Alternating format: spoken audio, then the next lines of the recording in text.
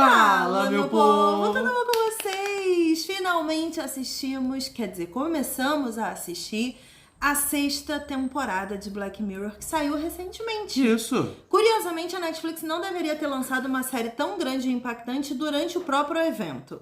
É como você fazer a sua festa de 15 anos e nesse mesmo dia você marcar uma formatura de um negócio. Faz sentido, entendeu? É marcar a festa de 15 anos no dia do aniversário da sua mãe.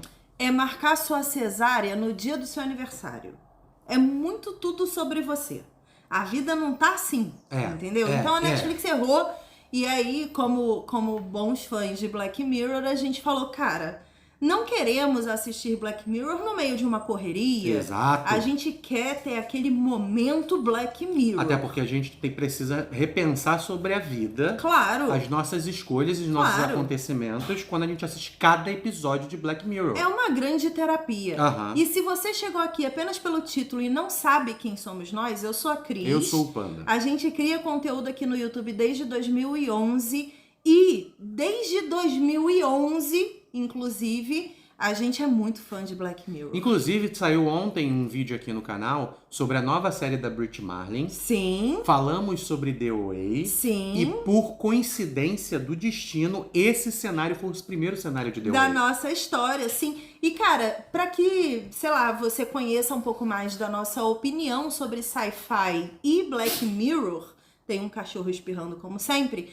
Eu recomendo que você clique na playlist que tá esse vídeo aqui, que é a playlist de Black Mirror do canal. E a gente tem conteúdo de todas as temporadas, antes mesmo, né, das primeiras, de virar esse fenômeno na Netflix. O que é muito bom, porque se a pessoa tá tendo a primeira experiência de Black Mirror com a gente nesse vídeo... Exato. E gostar meio que da malemolência da gente levar o tema... Ela pode assistir os outros vídeos e assistir novamente os episódios. E aí eu queria dar uma dica extra pra você assistir também ao vídeo da série Years and Years. Exato. Que é uma série da BBC que tem aí a sua história como uma grande consequência de Black Mirror. Então foi a forma, acho que, da BBC de entregar um conteúdo dela sobre isso. É muito Black Mirror.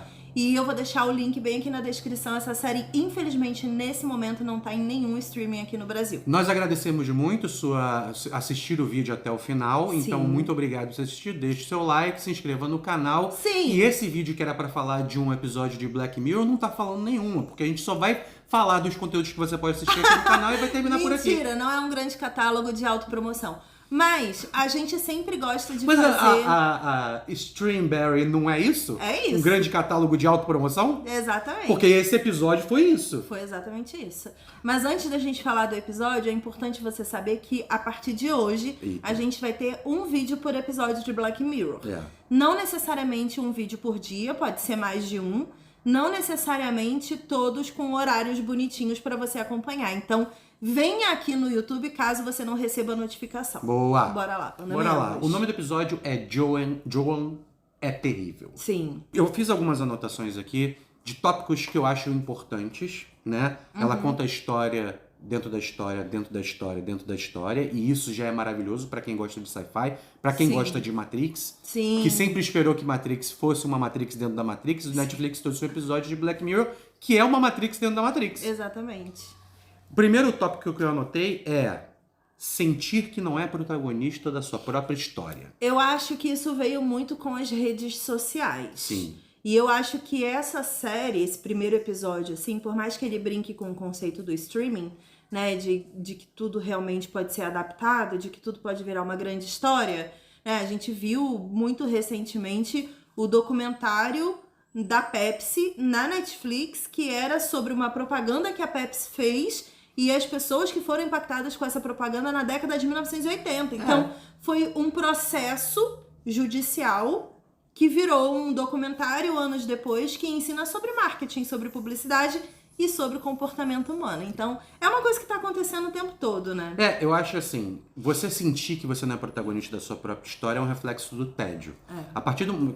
Tem alguns estudos que conduzem à ideia de que quanto mais organizada e como é que é, rotineira a vida, mais entediado você fica.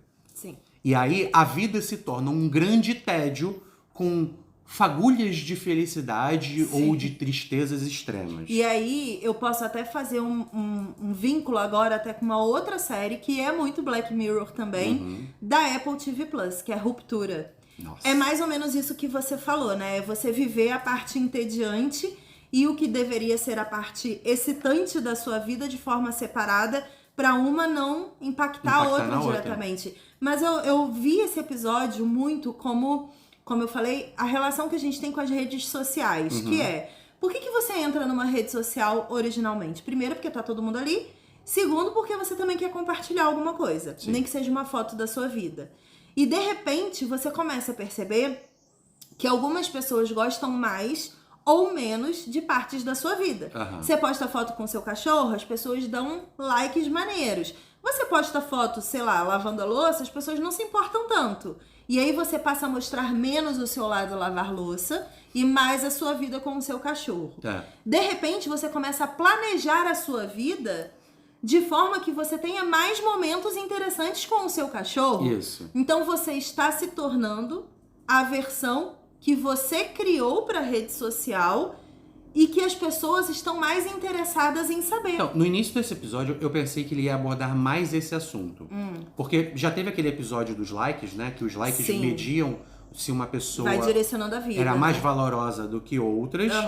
E aí, esse episódio traz isso. E eu pensei, e se na verdade as escolhas que a gente estiver fazendo não forem efeitos diretos de um algoritmo? Consequência, porque né? a gente não... Você falou e eu achei interessante, tipo, as pessoas dão likes e não sei o quê, mas não dão likes. A gente não conhece todas as pessoas. A gente conhece perfis, a gente dá pra ver ali os perfis que a gente não consegue ver nada, e a gente não sabe se realmente são pessoas. Não, a gente não sabe se essas pessoas, independente se são ou não pessoas, porque realmente podem não ser pessoas, inclusive eu vou ficar aqui muito da recomendação, mas é porque o mundo se tornou muito Black Mirror por causa de Black Mirror.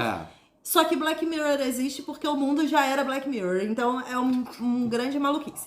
Mas tem uma série sobre influenciadores falsos na HBO. Não, tem na HBO, lembra? Aquele que a gente assistiu? Sim, da Parede Rosa de Londres, de Los Angeles. Enfim, eu acho que cada vez mais a gente tá falando sobre essas versões de pessoas e sobre versões, né, que não são versões, são fakes, na verdade. Essas vidas criadas pra realmente engajar e ganhar dinheiro.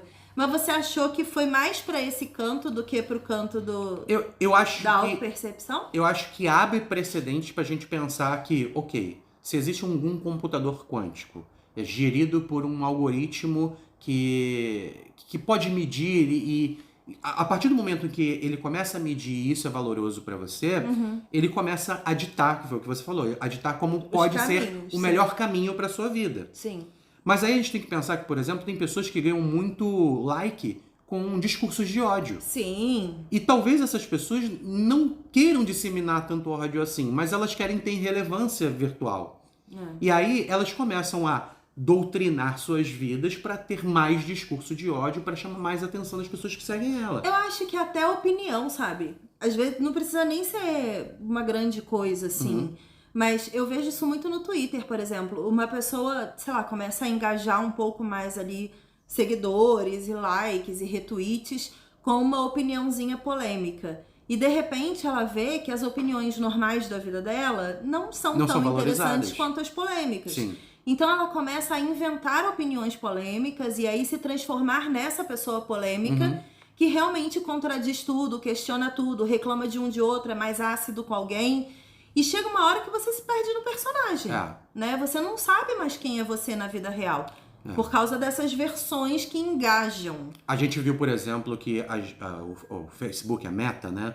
Ela fez com que várias eleições fossem manipuladas por causa de informação que era jogada na cara de um determinado público. E esse público mudava de ideia querendo votar em outra pessoa. Sim. Ou então querendo engajar pessoas do seu meio para votar numa pessoa. E aí isso mudava as políticas públicas.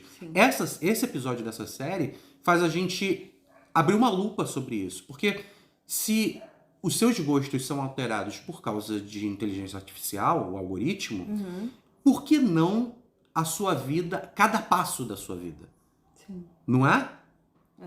é bem tenso, assim. Eu acho que é um assunto que você vai vendo no episódio e você vai se identificando, vai ficando com medo, vai projetando, vai entendendo a vida real, vai questionando o quanto que você tá doando pra esses lugares e pra essas pessoas. E por conta própria, porque ele aborda também o assunto de termos e condições que a gente assina e não lê. Exatamente. É engraçado, assim, que a gente reclama, e o exemplo é esse, logo no início do episódio, né, falando...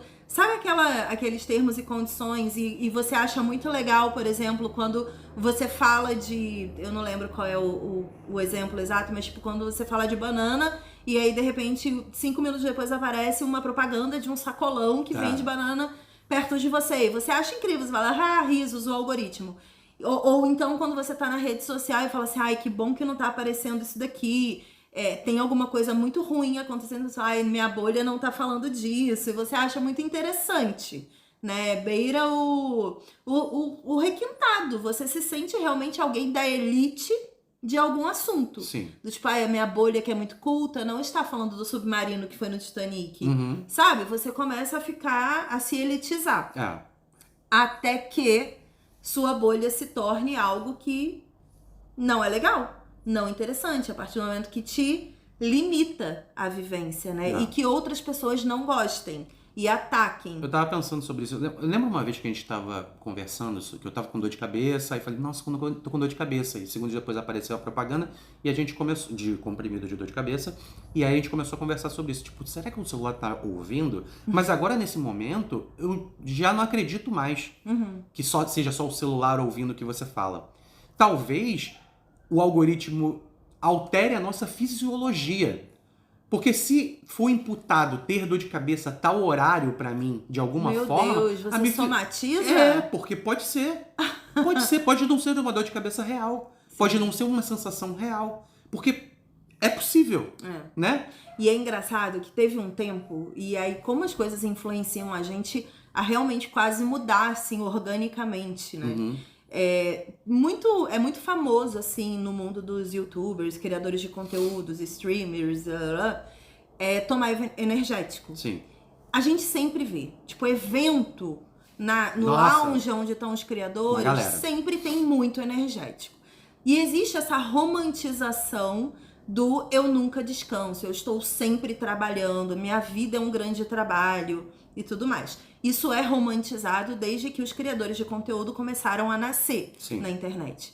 E tem uma rotina de muito café, muito energético, muita junk food e hábitos de sono quase nulos, assim.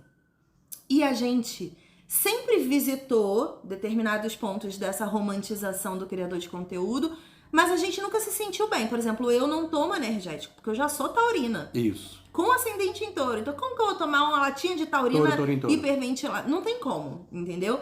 Mas, zoeiras à parte, eu realmente não posso tomar energético, porque eu já sou muito ligada. Eu durmo muito pouco normalmente, desde sempre. E aí, eu olhava para aquilo e eu falava, cara, eu não vou tomar energético. Isso é uma abominação, né? Eu não pra tenho você. como tomar energético. Porque eu sou ansiosa, etc, etc. Então, quando em alguns momentos eu pensava, mas será que se eu tomar energético? Eu já pensei, eu já comecei um pensamento assim. Será que se eu tomar só um pouquinho? Será que eu não fico, sabe? Eu tentei me adaptar dentro de uma rotina que não faz bem pra mim e eu já sei, por motivos de estou inserida externa dentro de um ambiente, de uma bolha que tem essa rotina. Como pode eu não ter essa rotina? Acho que eu não sou de verdade aquilo ali que todo mundo é. Caraca. Eu já passei por isso, né? E hoje, olhando esse episódio e repensando tudo isso, é bizarro como a gente vai se questionando e questionando a natureza da nossa realidade por conta dessas referências que parecem obrigatórias por repetição. É cruel. É isso que eu tenho pra dizer. E esse primeiro episódio foi maravilhoso. Outro ponto que eu anotei aqui pra gente... Lembrando, antes de você ir pro próximo ponto, que esse foi o único episódio da 6ª temporada de Black Mirror que a Anira gostou. Porque a Anira não gostou de nada de Black Mirror. É verdade. Ela falou que o único episódio que era Black Mirror de fato era o primeiro. O resto não era. Então vamos ver se a Anira tá certa.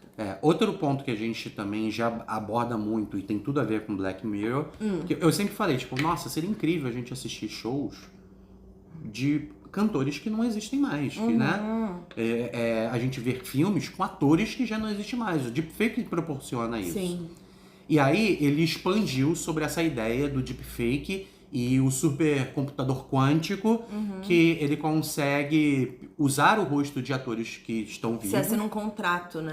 Você assina De um contrato, imagem. mas pensa, a família pode vender a imagem de um familiar Pode. que morreu. A filha da Carrie Fisher negociou a imagem da mãe antes da morte. Não, quer dizer, depois da morte da mãe.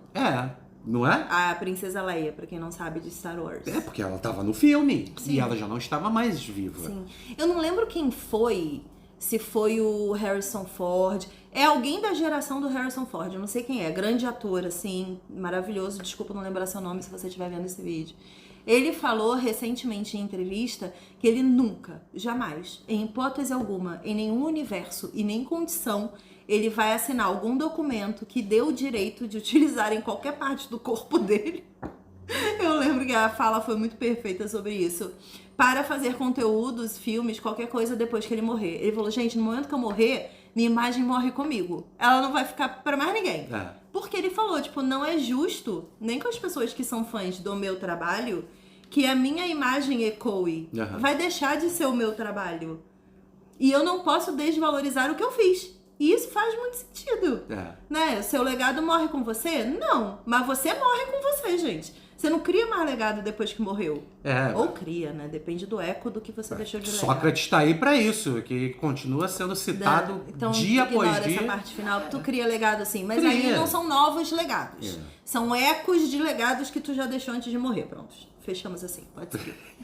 Tava ficando nervosa aqui com essa referência que não podia ser real. Tá, mas aí a série aborda o tema de uma realidade dentro da realidade, dentro da realidade, dentro da realidade. Tipo, realidades infinitas. Sim. A gente vê até a quarta Fase camada 1, 2, ali. 3, 4. Mas na real... Pode ser pra sempre. Pode ser pra sempre, né? E aí, a gente questiona a natureza da nossa própria realidade. Porque... E se a gente está sendo simulado nesse momento? Começa o papo de Matrix. Mas Estamos na realidade ou estamos numa Matrix simulada? Então, já existem cálculos e pessoas estudiosos que existe 99% de chance da gente ser uma simulação. E tá tudo bem. Sabe qual seria a forma da gente quebrar a simulação? Se todo mundo calculasse π no mundo ao mesmo tempo. Tá, não que aí superaqueceria já que é infinito, superaqueceria o computador. Entendi. E a gente quebraria a realidade. Entendi. Acho que isso é errado, porque seria colocar na mão de uma inteligência artificial o controle da nossa aniquilação. Não quero concordar com isso. Uma cachorra acabou de balançar a mesa. Não quero concordar com isso em 2023, porque tudo tá mudando muito rápido nesse momento. Não quero dar direito nenhum a fazer nada comigo. Mas esse seu sentimento junta com a questão final.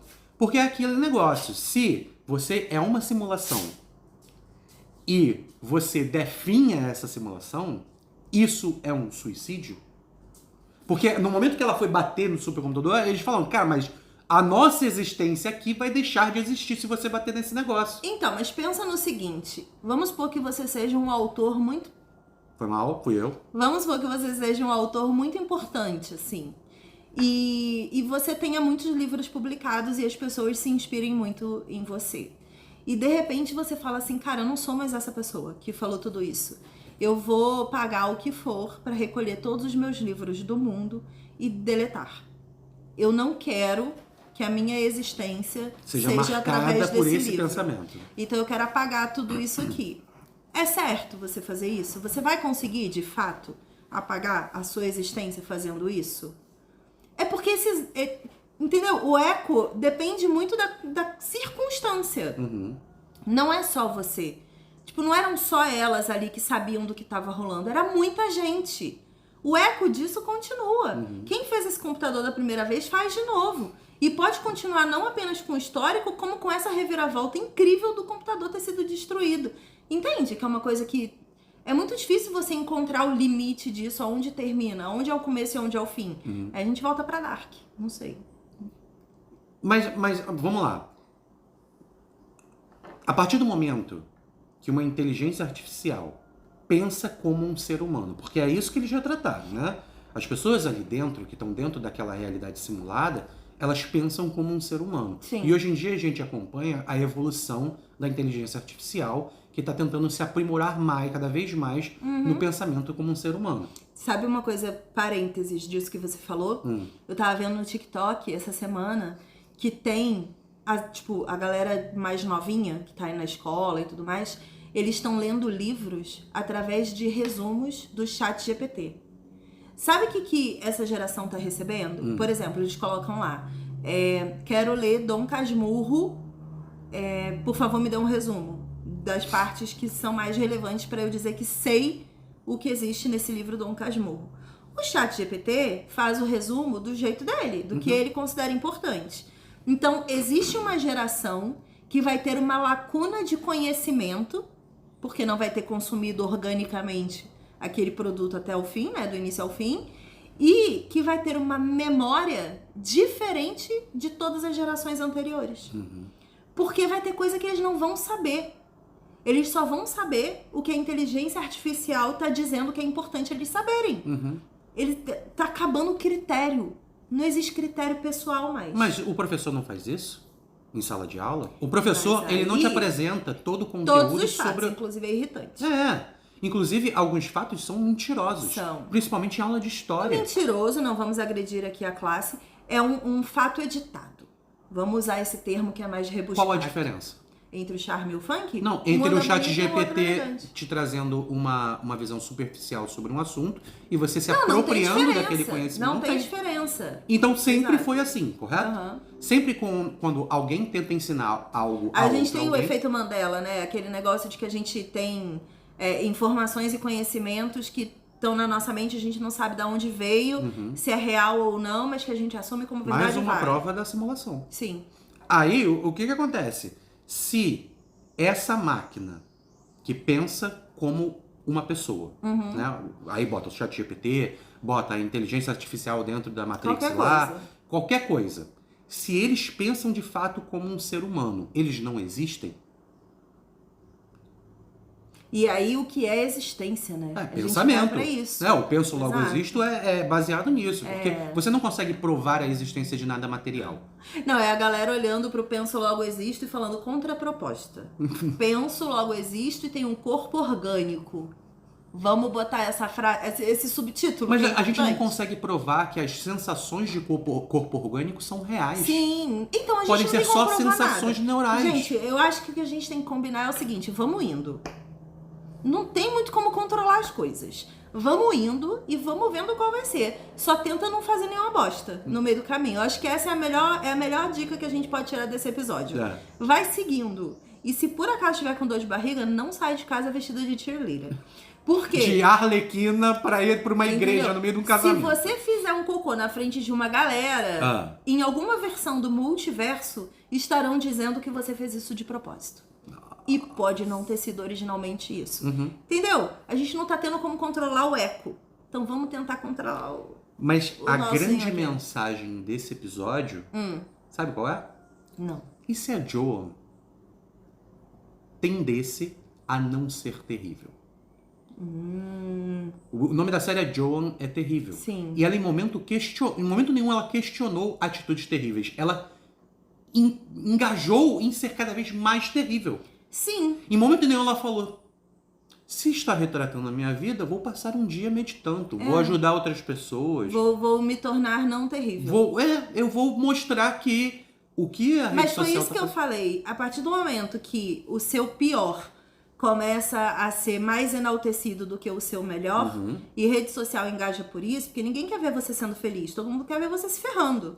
Basicamente é isso. E aí pode ser em vários níveis. No esporte, quase morrendo, quase acontecendo alguma coisa. Não tem uma galera que se coloca em risco o tempo todo porque engaja? Sim. Então é isso. Se as pessoas não querem ver o seu melhor, elas querem ver o seu pior, você tende a utilizar isso como fonte de tudo. Como fonte de ciclo de amizade, fonte financeira, fonte profissional, fonte de tudo. Então é saber equilibrar esses pratinhos e não cair nesse negócio de culpa do algoritmo. Não terceiriza.